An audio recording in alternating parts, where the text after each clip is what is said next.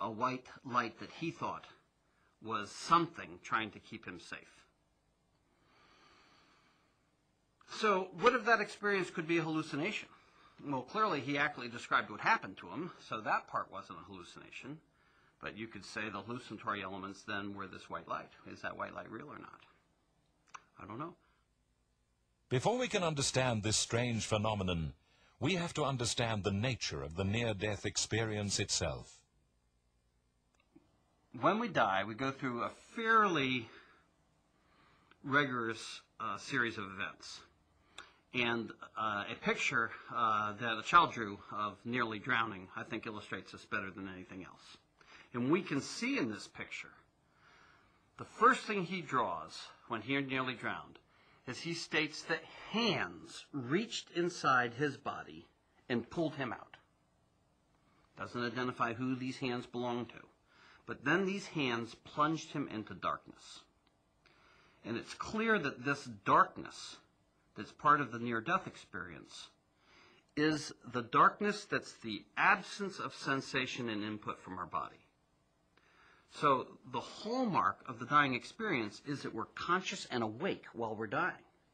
But we're not receiving input anymore from our eyes or our ears or our proprioceptive, our touch senses, or any of those kinds of senses. So of course we perceive darkness. So the first stage of the dying experience is to have the perception of darkness. I suddenly found myself in a standing upright position, wide awake. I knew I was awake. The trouble was, it was pitch black. And my first thought was, why on earth did those doctors go and turn the lights out in here?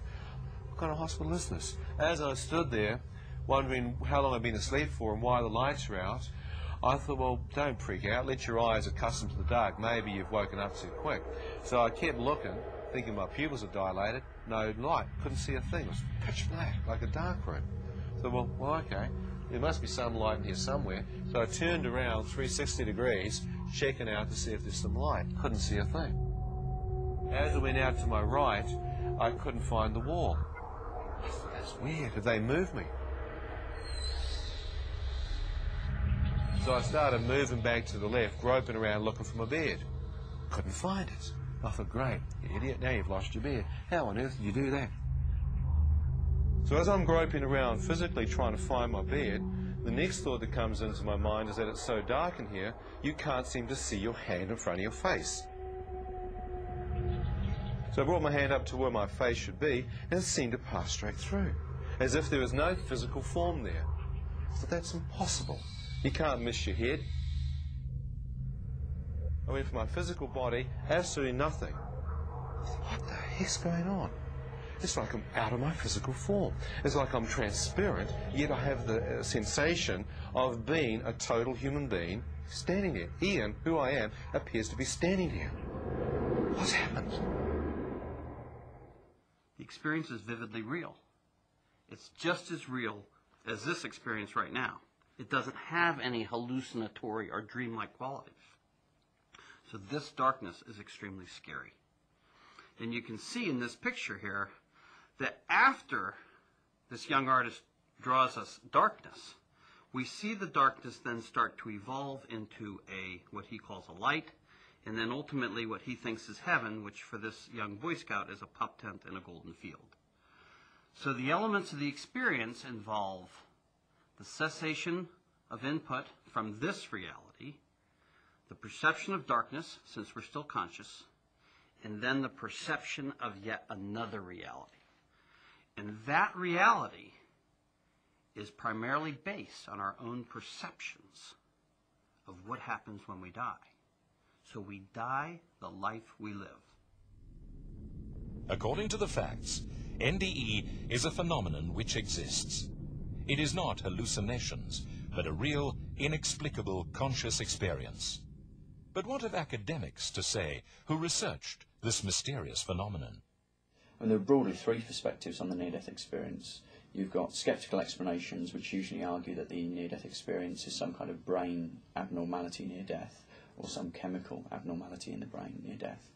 And then you've got parapsychological explanations, which argue that the near-death experience might not be a genuine glimpse of a heaven, but nevertheless contains some paranormal components, say for example extrasensory perception. And then you've got psychological explanations in the near-death experience which argue that it's some kind of motivated fantasy, that someone perceiving themselves to be near-death becomes very afraid and constructs out of fantasy in their own mind a heavenly realm to which they go. The problem with that final explanation is it doesn't account for negative experiences. Why would people who are fearful of death be motivated to fantasise about hell? That's counterproductive. So I think psychological explanations are the poorest explanations of the near-death experience.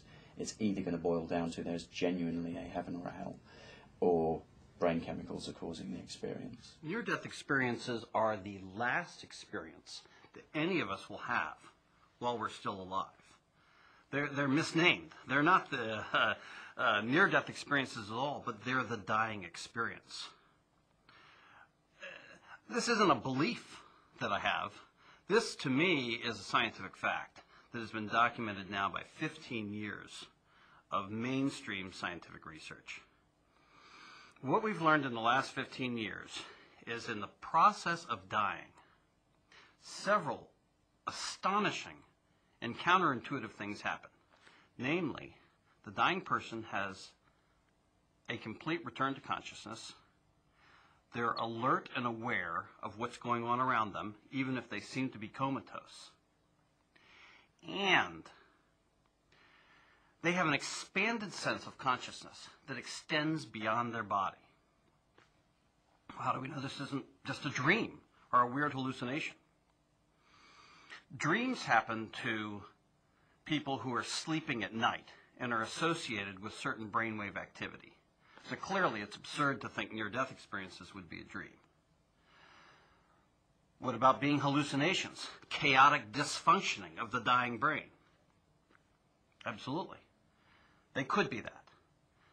There's no person can dispute whether these experiences are the normal functioning of the brain at the point of death, or rather represent some sort of chaotic hallucinatory activity. Remember, hallucinations involve the perception of something that isn't real. So when we die, we're alert, we're conscious, we're aware of this reality, so certainly people having near-death experiences accurately describe what's happening in this reality.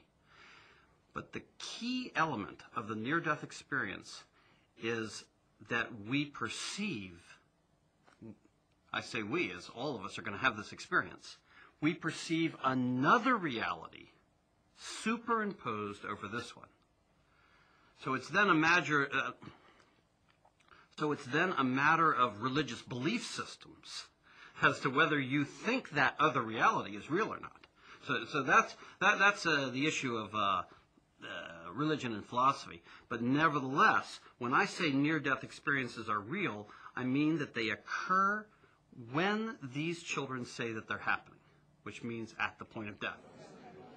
One group that understands NDE all too well is IONS, otherwise known as the International Association for Near-Death Studies. Founded in the early 80s, it was established to support the near-death experiencer and encourage NDE research. Today, it has a very large membership in many countries. Other groups have followed suit, and significant advances have been made in numerous groundbreaking studies. One such study tested the validity of out-of-body experiences while under life-saving surgery. Surgical patients were split into two groups. The first group claimed to have an out-of-body experience while under anesthetic. The second claimed to have had no out-of-body experience. The two groups were asked to describe what had happened to them while receiving treatment.